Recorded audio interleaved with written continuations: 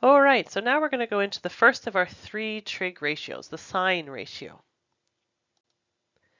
So before we start, we have a couple of definitions. So angle of depression, that's the angle formed between the normal line, which is just looking out horizontally, okay? So this is our horizontal normal line. And the new line of vision below the normal. So we're going to get this angle right here. So if you look straight out, horizontal line, look straight down, so that makes an angle. So that's angle of depression. Angle of elevation, this guy down here, or gal, that's a nice straight line right there. Looking straight ahead is our normal line, and it makes an angle if she's looking up at this fella up on the building. Okay, that's the angle of elevation. Now the side of an angle, or sorry, the sine of an angle is basically just looking at ratios again. The ratio of a triangle side opposite to the angle that we're talking about, to the hypotenuse. So what that means is, I have a triangle here,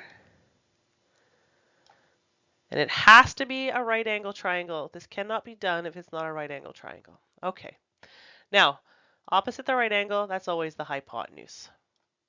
Now let's say this is the angle we're looking at. Let's say it's 40 degrees, okay? I want to know the opposite side. This is my opposite side. This is O. Okay, it's opposite the angle that I care about. Okay?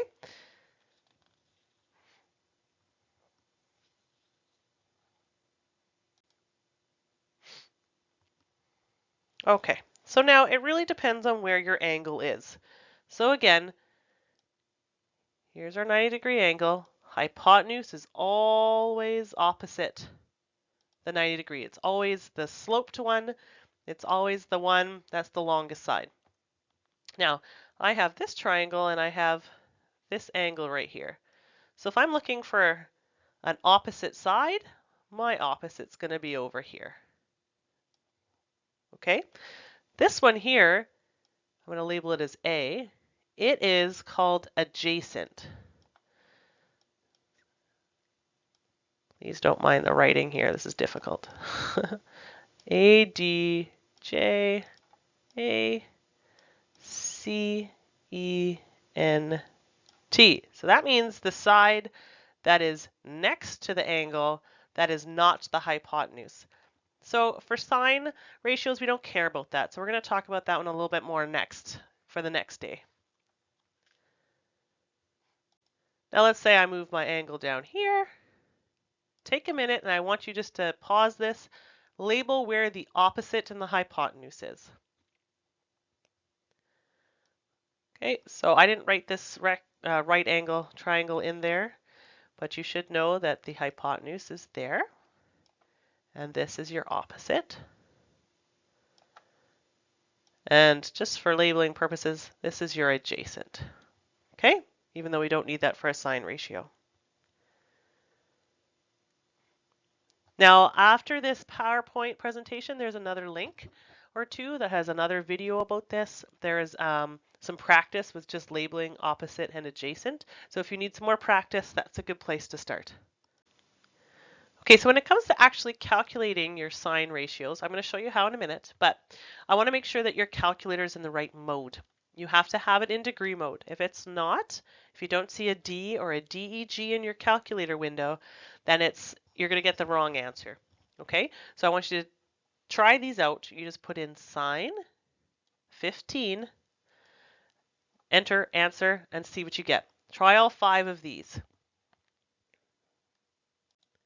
Now, you should get these answers. If you don't, talk to me and then I can help fix your calculator for you.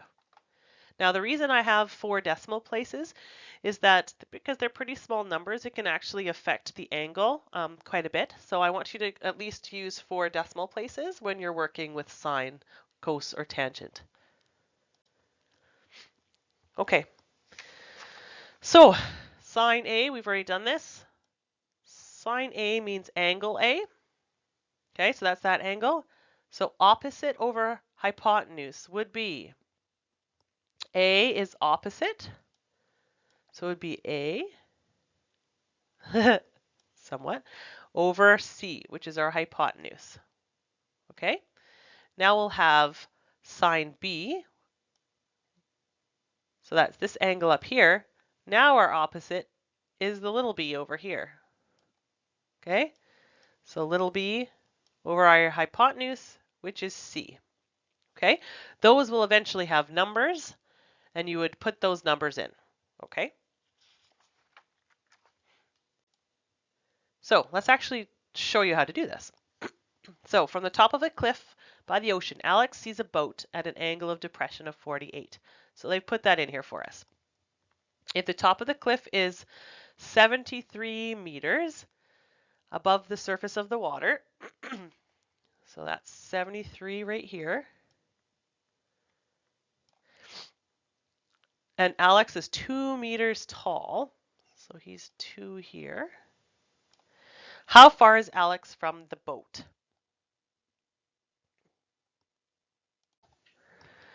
Okay, so a couple of things.